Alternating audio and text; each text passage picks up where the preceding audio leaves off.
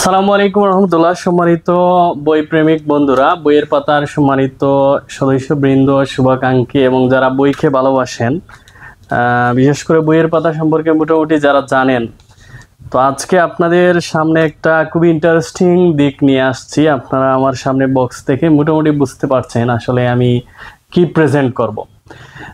এটা হচ্ছে একটা বড় কালেকশন। এটা বইয়ের পাতার এই বছর 2024-এ সবচেয়ে বড় কালেকশন। তো আমি একটু আনবক্স করে দেখাবো আমরা এই বছর যে সবচেয়ে বড় যে কালেকশনটা করেছি বই, সেটা কি কি বই সেটা একটু আমি দেখানোর চেষ্টা করছি, আপনারা একটু সাথে থাকেন। তো যাই হোক, আমরা প্রতিনিয়ত চেষ্টা করি বই কালেকশনের জন্য। তো মাঝে মধ্যে একটা বড় কালেকশন করি, এক দুইটা করেও কালেকশন করি, 10টা 15টা। আর বিশেষ করে এই এই বছর এটা হচ্ছে সবচেয়ে বড় কালেকশন। তো আমি একটু দেখাবো আপনাদের কি কি বই। যেমন আমার কাছে প্রথম যে বইটা হচ্ছে আমিনুল ইসলাম, গল্পে গল্পে বিশ্ব ইতিহাস। তো বইগুলো আসলে কোনোটাই পড়া হয় নাই, দুই একটা পড়ানো হয়ে এখানের মধ্যে পড়া হয়েছে। তো আমি বইগুলো সম্পর্কে খুব রিভিউ দিতে পারবো, জাস্ট নামটা একটু দেখাবো। গল্পে গল্পে ইতিহাস, আমিনুল ইসলাম। এরপরে ছোটদের রাজনীতি ও অর্থনীতি, বাংলাদেশের সংবিধান সর্বশেষ সংশোধনী সহ এই বইটা। এরপরে দেখেন খুবই ইন্টারেস্টিং, শত্রুর সঙ্গে বসবাস, লেখক হচ্ছেন বিদিশা। বিদিশা বলতে কোন বিদিশা? আমাদের এই সাবেক রাষ্ট্রপতির স্ত্রী বিদিশা কিনা জানি না। তো এই হচ্ছে। এরপরে দেখেন আমাদের পিনাকি দা, ওনার একটা বই, স্বাধীনতা উত্তর বাংলাদেশ, পিনাকি ভট্টাচার্য। বিশ্ব রাজনীতির 100 বছর, তারেক শামসুর রহমান। এরপরে আছে রাইফেল রুটি আওরাত। এই বইটা আমরা অনেক পড়া হয় নাই, বাট এটা মুখস্থ করে মূলত ইউনিভার্সিটিতে চান্স পাওয়া বা যারা বিসিএস পরীক্ষা দিচ্ছেন এই বইটার নাম ব্যাপক জানেন, প্রচুর মুখস্থ করতে হয়। এরপর হচ্ছে এক জেনারেলের নীরব সাক্ষ্য, স্বাধীনতার প্রথম দশকে একজন জেনারেলকে মেজর জেনারেল মইনুল ইসলাম চৌধুরী, বীর বিক্রম। তো এটা একটা বই। এরপরে আছে ইতিহাসের ইতিহাস, গোলাম আহমদ মর্তুজা, যিনি অনেক ইতিহাস নিয়ে বই লিখেন। তো তার একটা বই আমরা কালেক্ট করেছি। আকবর আলী খান, অর্থনীতিবিদ, ঢাকা বিশ্ববিদ্যালয়ের প্রয়াত, লাস্ট 1-1.5 বছর আগে উনি মারা গিয়েছেন। তো ওনার অর্থনীতি নিয়ে অনেক মজার মজার বই আমাদের ইতিমধ্যে কালেকশনে আছে। তারপরেও আরেকটা বই কালেকশন করছি, বাংলাদেশে বাজেট, অর্থনীতি ও রাজনীতি, এটার উপর। কাজী নজরুল ইসলামের অগ্নিবীণা, এটাও কালেক্ট করেছি। এটাও এখানে অনেকগুলা, এটা কবিতা, কিসের বই? হ্যাঁ, কবিতা, অগ্নিবীণা, এটা কবিতা। এই কবিতাগুলাও আমরা কালেক্ট করেছি। খুবই ইন্টারেস্টিং। সৈয়দ মুজতবা আলী, আমরা ছোটবেলা অনেকগুলা বই পড়েছি, অনেকগুলা আর্টিকেল পড়েছি বিভিন্ন ক্লাসে সৈয়দ মুজতবা আলীর, বিশেষ করে উনি ভ্রমণ কাহিনী নিয়ে লিখেন। সলিমুল্লাহ খান, স্বাধীনতা ব্যবসায়, ইতিহাসের কারখানা, এটা হচ্ছে 3 নম্বর ওনার বই, স্বাধীনতা ব্যবসায়। এরপরে দেখেন অবাক বাংলা, আকবর আলী খানের আরেকটা বই, অবাক বাংলাদেশ, বিচিত্র চলনাজালে রাজনীতি। এই বইটা কালেক্ট করেছি। আর আকবর আলী খানের আরেকটা বই আছে, পুরনো সেই দিনের কথা, সিরাজ শিকদার ও সর্বহারা রাজনীতি নিয়ে লাল সন্ত্রাস, এই বইটা। এরপরে আছে আমাদের প্রথম প্রধানমন্ত্রী তাজউদ্দিন আহমদ, নেতা ও পিতা, ওনাকে নিয়ে লেখা, শারমিন আহমেদ। মামলার সাক্ষী ময়না পাখি, ভিতরে কি আছে জানি না, নাম দেখেই মনে হচ্ছে যে কিছু ইন্টারেস্টিং থাকবে। খুবই গুরুত্বপূর্ণ একটা বই, বিশেষ করে আমাদের স্বাধীনতার ইতিহাস নিয়ে, ভিতরে ও বাহিরে, 71-এর ভিতরে ও বাহিরে, একে খন্দকার লিখেছেন বইটা।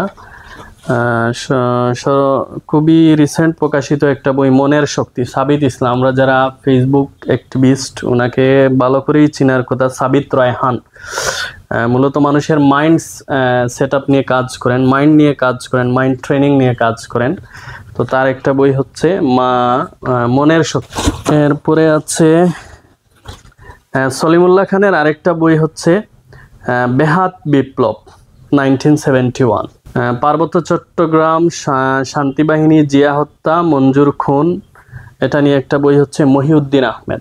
এরপরে হচ্ছে মহিউদ্দিন আহমেদের আরেকটা বই হচ্ছে 1/11 2007 এবং 8 সালে, যেটা বাংলাদেশে সংগঠিত হয়েছিল। সলিমুল্লাহ খানের আরেকটা বই হচ্ছে আদম বোমা।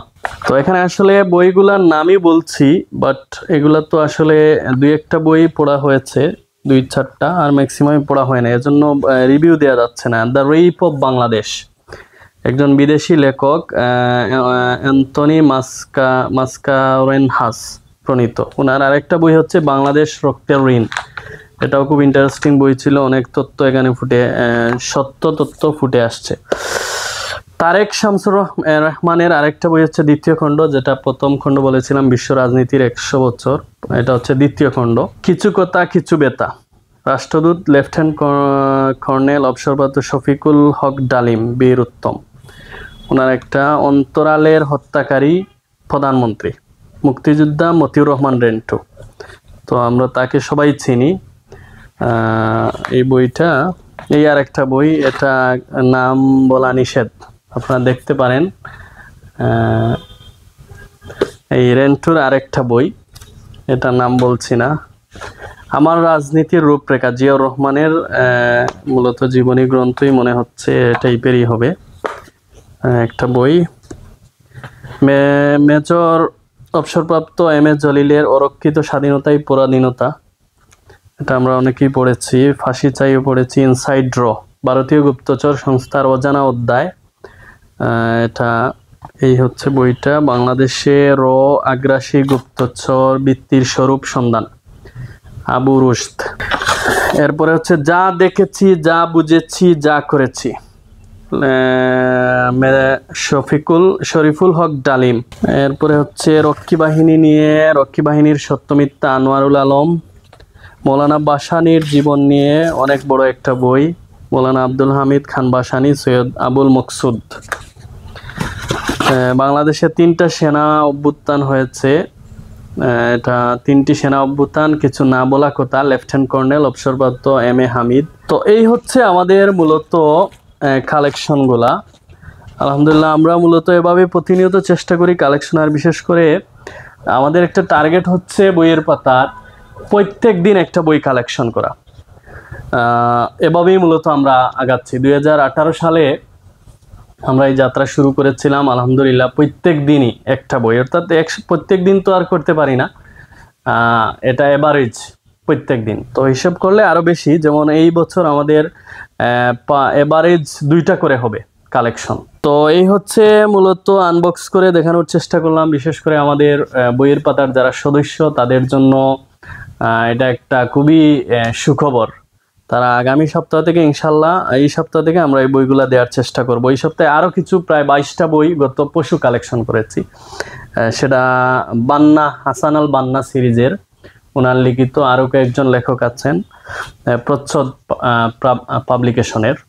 তো যাই হোক, আপনারা যারা দেখবেন ভিডিওটা, আমাদের জন্য দোয়া করবেন, যাতে এটা একটা বিশাল, আমাদের একটা টার্গেট হচ্ছে এটা একটা বিশাল গবেষণাগার হবে। অর্থাৎ কেউ যদি গবেষণা, যে কোনো একটা সেক্টর নিয়ে গবেষণা করতে চায়, তাহলে বইয়ের পাতায় আসবে, কারণ এখানে সব জ্ঞান একত্রে রাখা। তো যাই হোক, সবার প্রতি দোয়া থাকলো, আমাদের জন্য দোয়া করবেন। আসসালামু আলাইকুম রহমতুল্লাহ।